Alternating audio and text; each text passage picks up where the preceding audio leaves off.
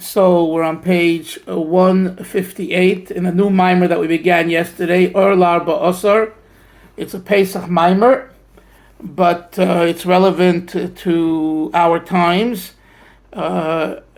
Yesterday, instead of usually when I put on YouTube, I write mimer so and so from the year, and then I put a topic or two to the mimer. What I did yesterday is I just put the first word, Ukraine war.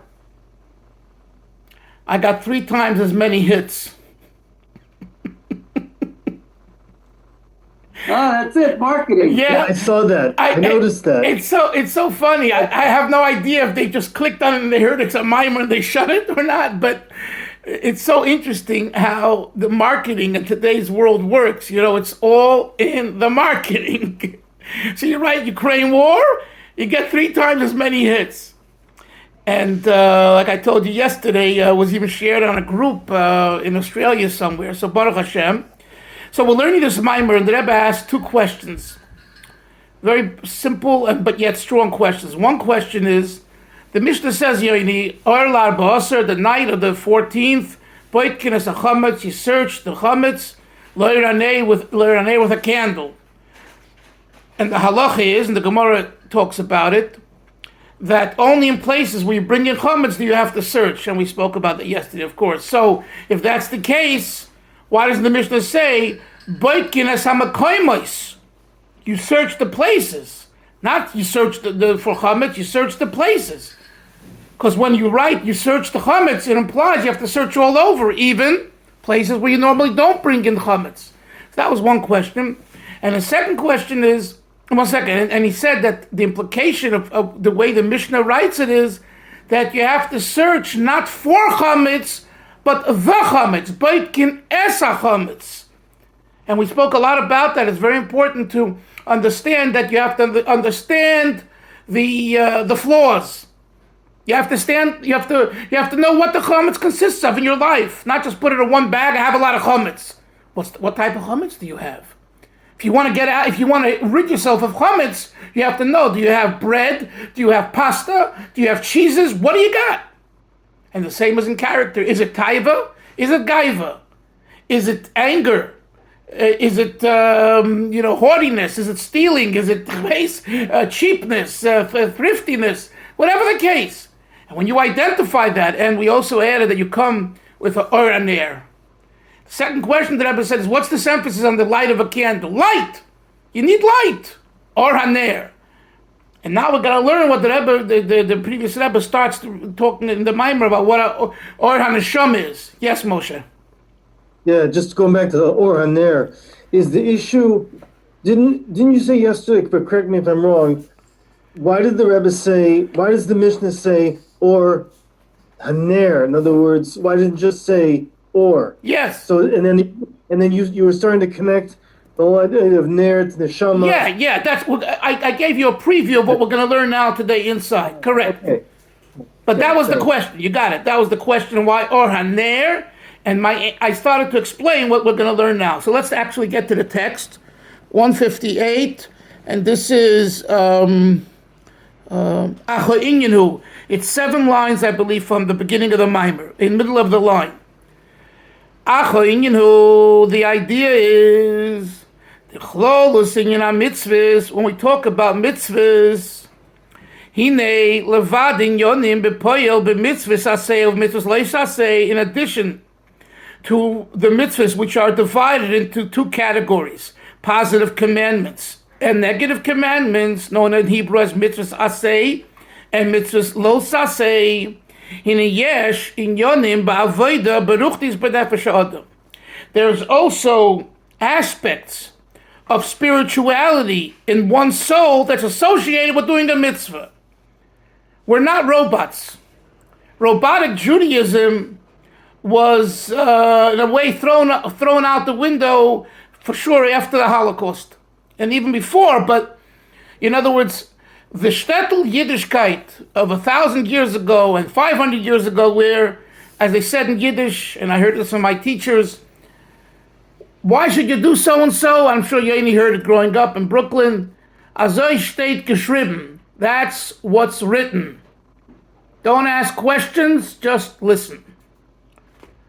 Fragnish Kanshalas. Frednish Kanshilas. Frednish Kankashas. Don't ask any questions, don't ask it, just accept. And that was a mentality in Europe. And I must say that I'm sure it still exists in certain communities at certain times, although there has been a softening. But I'm not going to say that it's completely gone. It's not. And I humbly believe it should be, but with in the right setting. In other words, we need to do Kabbalah soil, but we need to understand, right? Nase vi nishma. Nase means act. Vinishma means listen and understand. There's a vav hamachaber vi. The vav Avram between the word nase and nishma joins the two together. In other words, do it and simultaneously work on understanding it. And that's the way, I think, educationally speaking, I hear your question. It's a good question. Let's think about it. Let's give it some thought. Let me, and I really want to hear your opinion. Right away, when you say that to a student, or you say that to a child, as a parent and all that, you give them a place. You show them importance and prominence, and you really are genuine about it. Because if not, you're just wasting your time. You're a fake, and they'll, realize it, and it'll be a disaster. It'll be even worse, right? So we have three things. We have being a fake, which is the worst. In the middle, we have just do it the way it is. That's the Messiah of the tradition, and the top tier would be, I hear you. Let's talk about it. But right now, we put on tefillin. As you will learn, and you want to learn, I'll teach you about tefillin, no problem. But trust Hashem that tefillin is good for you. You go to a doctor, he gives you a medicine. If you're going to waste all your time going on the internet and studying the medicine, and there are some people that do that, God forbid, you might become very ill very quickly, and it'll be too late.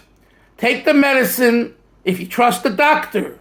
If you trust them and you know them, they have a background, they have a reputation, and then, yeah, sure, you should explore and find out what type of medicine it is, what's the side effects, are the ways of mitigating those things, absolutely. And I say, comes up, we're going off on a tangent for a second, Western medicine versus holistic medicine. A very big discussion and argument for years, right? And I point to the Rambam. If you look into the Rambam in Hilchos Deis, he talks about holistic medicine, acupuncture, and different things. And guess what? They did some of those things with the Rebbe. But when did they do it with the Rebbe? When Western medicine science couldn't help him anymore. A stroke is a stroke. And this is what it is. We tried this, we tried that. So it's a balance, and I'm not against that. I'm just saying that you have to be very careful. We had a dear friend, who moved to Eretz Yisrael and lived in Tzfas. She passed away in her early 60s, and she was all about holistic medicine. And the machla got to her, and and I'm just saying, and she did all the whole, I don't know if she would have went the conventional way, she would have lived another 5-10 years. I don't know. So, when the Rebbe says here in the Maamar, when it comes to mitzvahs, besides doing the mitzvah, there is the spiritual, look at his words, Yesh inyanim ba'avoda baruchnius b'nefesh ha'adam, that take place simultaneously when you do a mitzvah. In other words, we're learning right now, something's happening now spiritually to our souls, to us, as we learn. We're not yet cognizant of it, and maybe we won't be ever because we're not sensitized and we're not open enough. But when we allow ourselves to be in that position of sensitivity and spirituality, you can actually feel the impact of a mitzvah on you. And then you'll be able to feel that when you put tefillin on the morning, you're no longer a hand. You're a hand that puts tefillin on. In other words, it's like if someone asks you, Yonason, what is your hand about? Your head about? It's a tefillin head. It's not just a head. Lahavdil, goyim also have heads. Non-Jews have heads. This is a tefillin head. And the same was with Chassidus. Reb Yoel, until over a Fabrengen, I think at the Rebbe's 70th birthday, 1972, in Crown Heights, on the Rebbe's birthday, Yudalev Nissen. I heard this from Rabbi Pekarsky in North Tel Aviv. The shliach there, Rabbi Pekarsky, Yosef Yitzchak Pekarsky. So he told me that at this Fabrengen, there were the top 770 Bachurim, and Rabbi Yoel was Fabrengen, and he said L'chaim, and he got very, animated, and he became very serious, and he had said quite a bit of L'chaim, and it's late into the night. He took his knuckle, you see this knuckle of mine? And he started to go like this, to his own head, like this. He said, until this physical head will not, Chassidus, understanding Chassidus won't resonate, we still need to be diligent.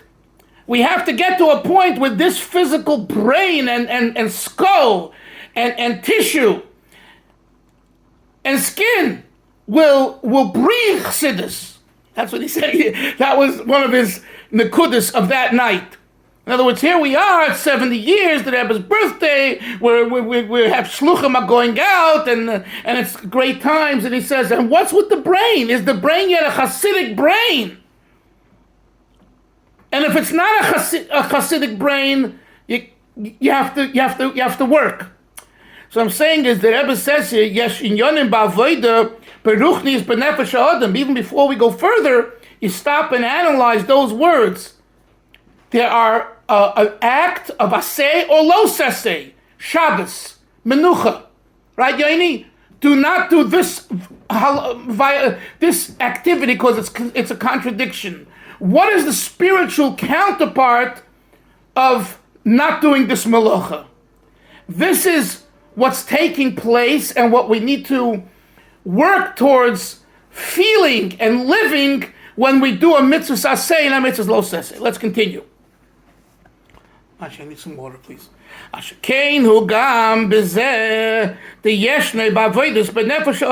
Rebbe, the concept of searching for chametz is also real in one's soul. And that's why when you search for your own chametz, it's la'or haner dafke. It requires the light of a candle. The Yalfinon, the Gemara says, Mitzia means a finding. You find something. Shenemar, it says, Sa'or lo yemotzei. Dough, the sourdough that rises, lo yemotzei, you're not allowed to, it's not allowed to be found on your premises on Pesach. So we use the word yemotzei that's written in regard to the prohibition of having Sa'or on Pesach in your premises. Mimitzia, we learn something from another time that the Torah used the word Mitzia. Shenemar, as it says, Ba'ache Yosef, by the brothers of Yosef, B'gvia Kesef, regarding the silver goblet. Mitzia Shenemar B'gvia Kesef, the word Mitzia that's used in the verse, in the posuk, by the silver goblet, who are yedei chipus dafke. Right? They searched for it. Where is that lost goblet? Where is it? They looked here and they looked in these bags and these duffel bags. They looked all over. So we find the concept of chipus, searching to find a metzia. To find, it doesn't mean to find a deal in Hebrew, Yiddish. You say, do you have a metzia? You have a bargain? No, I mean, it actually, finding a bargain also comes from Mitzia. Mitzia is a special find. Oh, now there's a sale. Normally it should be so-and-so. But if you go to Macy's, or you go to Chvezdart in whatever stores you guys have there, and yeah. Oh, here you can get it. Right. So much less. It's a Mitzia. But you have to look. You got to look at the paper on the internet, the friends, you search for this and that. You're chipus, you search. So just like the word Mitzia, in regard to the finding of Yosef's goblet, was took Yechipus searching, so too the Chipusay who been there, so too Vichipush. Vichipush. And when it comes to searching, who been there, it requires a candle. Shenemar, it says, Neir Hashem, the candle of God. Nishmas Adam is the soul of man. Chayfes kol chadrei votin, that searches. You see the word chayfes. Kol chadrei votin, all chambers of the womb.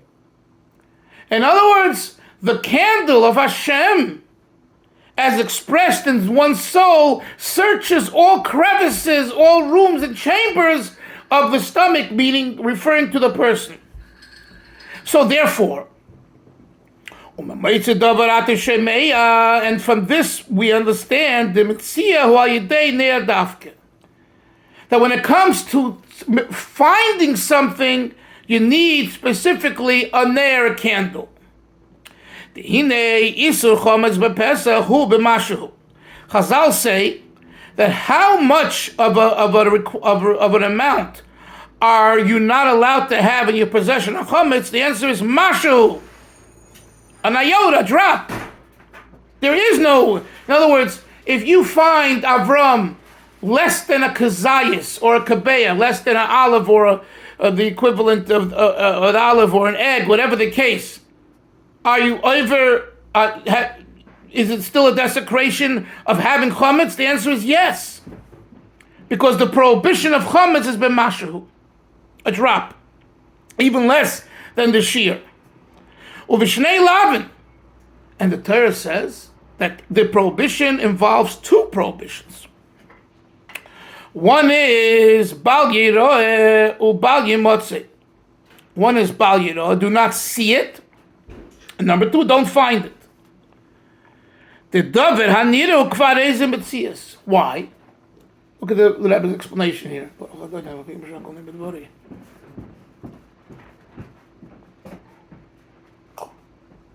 Because if you could see it, it means it already is a mitziut. It's an existence. It's an entity. But what about Bal Yimotze? Hugam mashu. It includes a mashu masha'ein horiya toifes boy. Mashu refers to something that the eye doesn't see it, but it's still there. You hear that? No, yes, Moshe. I just want to say that what Rabbi Dov, what you just read, it's very interesting because that is a that issue is if we don't see it in the Torah in halacha, there's tremendous ramifications in so many different things, right? Yes. I mean, in right. Many things. Right. For example, bugs in the water. Right. Exactly. Right. Lots of things. But here, Pesach, that's why the Torah says Bal Yiroeh uBal Yimotze. And the Rebbe says, because the second edition of Bal Yimotze means even if you don't see it, but it exists. You don't see it because it's less than a shear. You don't see it. You can't see it, but it's there. If you know it's Yimotze, it's a prohibition. What I told you yesterday is when you know it's there and you're not mevatel it, or you can't get to it. But if you can get to it, you have to get to it. I spoke about, going, under your car to get chametz.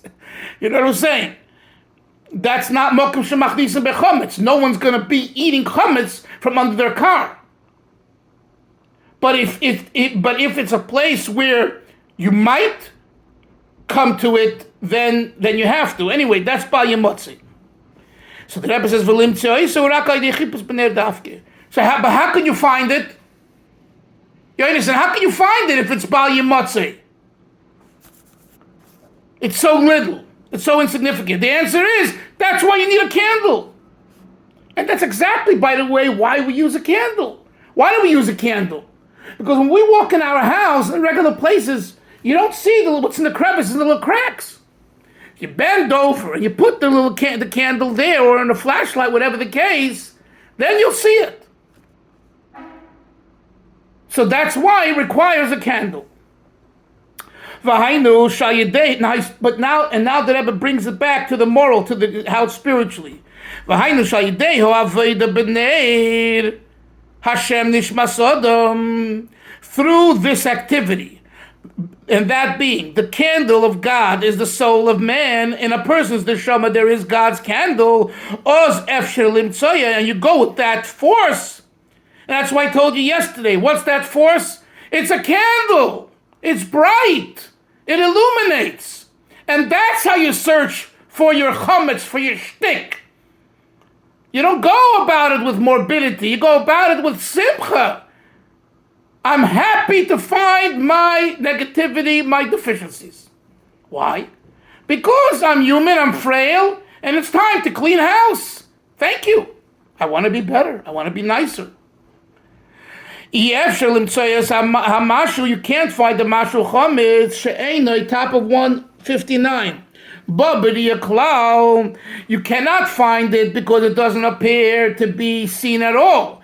And that's why it requires searching, which comes specifically through a candle. And generally speaking, how do you rid yourself of chametz? In Yeshne, in Yonim, there's two ideas. Bedikas chametz ubir chametz. Now the Rebbe is going to the next stage. We have two things, right? We search, and then we biur, we get rid of, we destroy, we burn the chametz. Let's see what he says. The Shneyem, both of them, im heyesem lArba asar, although both of them are on the 14th. One is at night, Avram, and one is in the morning. Hinehem chalukim bismanehem. They're different in their timing. The bedikas chametz ubelei lArba asar. Bedikas chametz is at night. Ubir chametz, and the burning of chametz will be yom lArba asar. It's on the day, on the 14th, in the morning. So the Rebbe asks now a third question. Ma'u ha'heferish ben leil lArba asar. What's the difference between the night of the 14th, liyom lArba asar, to the day of the 14th, shabadike dafke beleil, that the badika specifically at night, Arba asar the 14th, v'habir, and the burning will be yom lArba asar specifically by day. Now you're probably asking yourself a question, wondering, what's the Rebbe's question? In order to search and you want the candle to be lit well, you do it at night, because at day there's light, so the candle won't have any use. But he's talking spiritually. Halachically, we know that. But spiritually, why is the emphasis on searching for your own chametz the night activity, and the day activity is eliminating it? What's the kesher between night to bedika and day to biur? Good question. So that's the third question. The idea is the la'Arba asar nikre oir. The night of the 14th is called oir, right? Look at the beginning of the Maamar on page 158, quoting the Mishnah. Oir la'Arba asar. Now, what should it have really said in proper Hebrew? It should have said what, Yoni? Leil, the night of the 14th. It doesn't say Leil. It says the light, or the light of the 14th. So let's go back now to 159. And he says, the Leil lArba asar nikra oir. The Mishnah calls the night of the 14th or light. Uka'amroi, as it says, oir lArba asar. The yom lArba asar. So what's the 14th by day called? Nikra Rishon. It's called Rishon. The Gemara talks about that. It's like the 15th. The Gemara says, Ksiv Shivas Yomim S'orli Matzavotechem. Gemara says 7 days you shall not find any dough that rises, the sour dough that rises in your house. The Ksiv, it says, Ach Bayom Rishon. However, on the first day, Tashbisu, you should get rid of Sa'or, all of the Sa'or bibatechem from your house. Hoketzat, it seems to be a contradiction. You just told me I'm not allowed to have it on the first day. And then you tell me I can have it, I have to get rid of it. lArba, the Gemara says, this is a quote from the Gemara. This comes to include Arba Osar L'Biur. That on the 14th, the day before Pesach begins, you have to do Biur. Although Pesach doesn't begin till the night of the 15th, Chazal derive from these two psukim that seem to be contradictory. They say it's not a contradiction because it refers to the day before, and we call it Rishon, although it's not the Rishon, right? What's the Rishon? The 15th is the first. The first day of Pesach, the Rishon, is the 15th, not the 14th. But the Chazal call it because Biur begins the day before.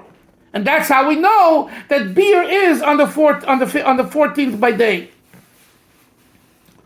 V'hainu the Biur Chometz hu al yedei madreges Rishon.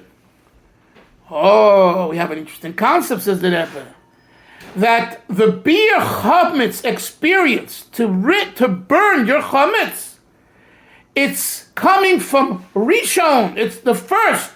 It's like Pesach. It has the potency of Rishon. Which literally refers to the 15th. It's impossible. We can't do beer on the first day because there's another verse that says 7 days you shouldn't have any sahur. How can I get rid and burn chametz on the first day when I'm not allowed to have it for 7 days, including the first day? So the Chazal say that word Rishon, you hear? That literally would mean the 15th doesn't mean the 15th. It means the 14th. And that's how we know that on the 14th you have to do beer chametz. Okay, now biru barba osar. Chazal say that's why beer begins with the 14th. Sha'atayra korol l'rishon. And the Torah is calling the 14th Rishon, the first. Because of Barishon barba osar, the first on the 14th. And now we can clarify and explain the difference between searching for chametz and burning the chametz. The Bedikas chametz who belay lArba osar. The Bedikas chametz is the night of the 14th. Shenikra Or, that's called Or, light. Ubir chametz, and the burning of chametz, it's biyom lArba osar. It's on the 14th by day. Shenikra Rishon, which is called the first Kamei Chamisha osar, just like the 15th when Pesach begins. Now he hasn't explained it yet, but he's just setting the stage. So the specialty of the 14th at night is that it's Or, and the specialty of the 14th by day is that it's Rishon. What that means, he'll explain later. Yes, Yonis. The story about the Rebbe is that he spent the whole night in a little room looking for chametz. So obviously, he was looking for spiritual chametz that was hidden in the recesses of right. personality.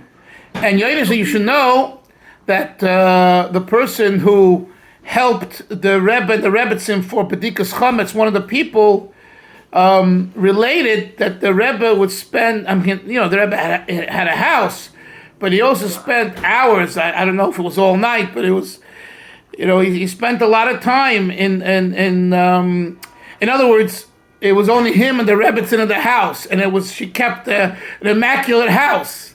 It was clean. You didn't. He could do Bedikas Chametz in the 5, 10, 15 minutes. And he told us they have a basement downstairs, which he went down to the basement, and he went here and he went there. It's like he went all over. That goes back to what Yoina was asking about. How about cleaning. In other words, he didn't have to go to those places because who knows if he even went down to, I can't imagine he went down to the basement throughout the year. He had nothing in the basement.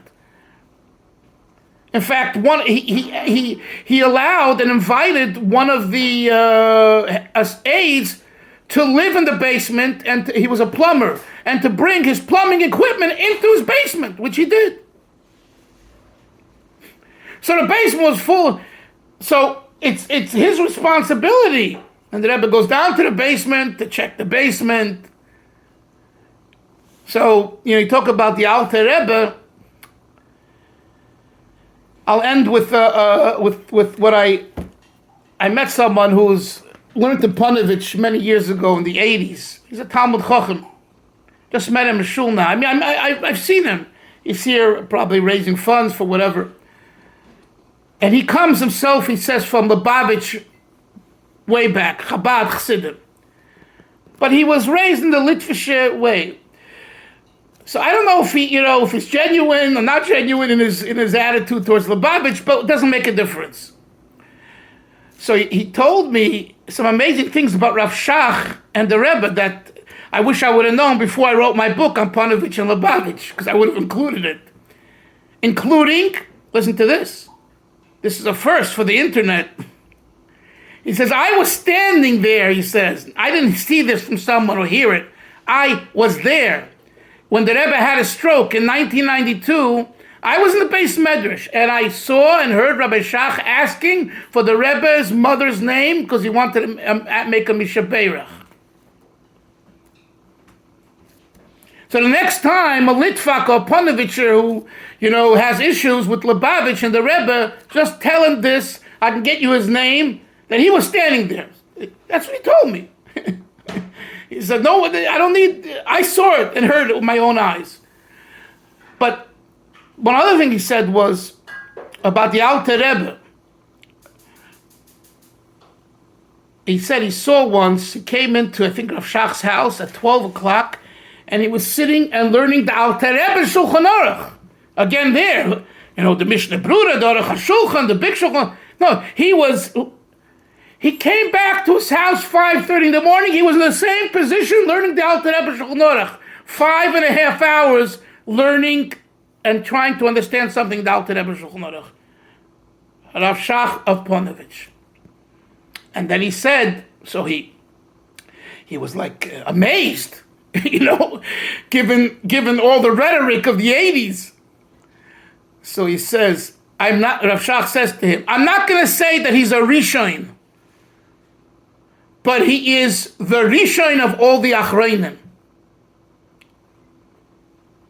In other words, this is big stuff. This is no small change. So when we're talking about Rishon. Rishon. Burning the chametz is called Rishon. There's different attitudes towards Rishon. And sometimes you have to allow yourself to come to a place where you understand there's a bigger picture to the rhetoric that the community creates. And this is in all communities, whether it be the Karlbach community, the Chabad community, the Breslov community, the Litva community, the Sephardic community. I mean, where is there not Chiluk Odeyos? You find that for me and I'll give you a few medals. Okay?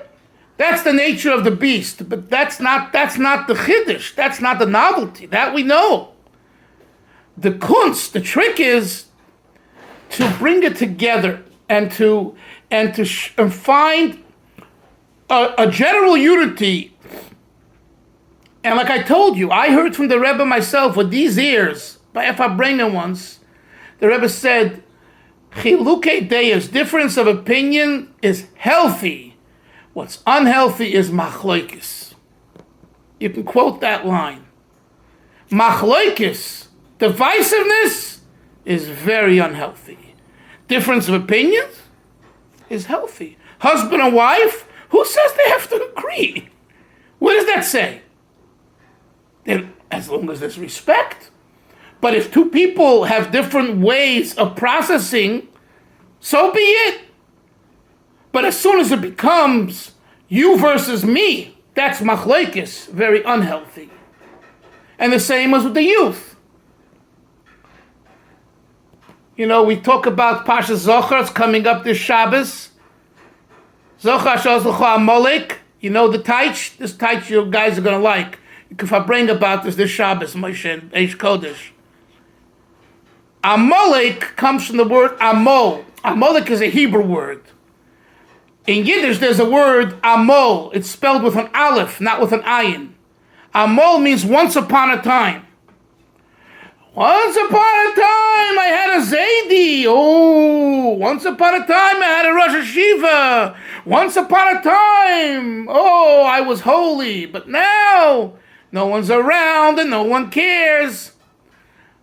Get rid of Amalek. Get rid of the once upon a time. If you only live with the past and you don't see it in the present, get rid of that, because it's not the case. I mean, I love history, but I always say that if the history doesn't become an aid to what you're doing now, and to realize that it's important now and for the future, then the study of history is, like the Rebbe would say, it's like a museum. You go to a museum, it's a relic of 200 years ago. What do I have from it? Nada, gunisht. I think I told you, my grandfather Shalom told me that he heard that Moshe Dayan was successful in his 6-day war, and how he planned the war, because he knew Tanakh, and he based on his knowledge of Tanakh of 1,000 years ago in your area, but Shemesh, in that whole area, the Plishtim he was able to strategically figure out where they're coming, how they're going, what the cities are, and he used it for his war tactics during the 6-day war. So there's an example where you study history, and the study of history, in that case, knowing where the cities to the right, the left, and all that, and you bring it into the current situation. So, Zochar asher osel cha Amalek, right? Remember what Amalek did to you. If it's only in the past, it's an Amalek. We didn't talk about this in our Maamar, but if it's only on a past experience, right? What does the Baal Shem Tov say? Another taich. We're going to read the Megillah next week.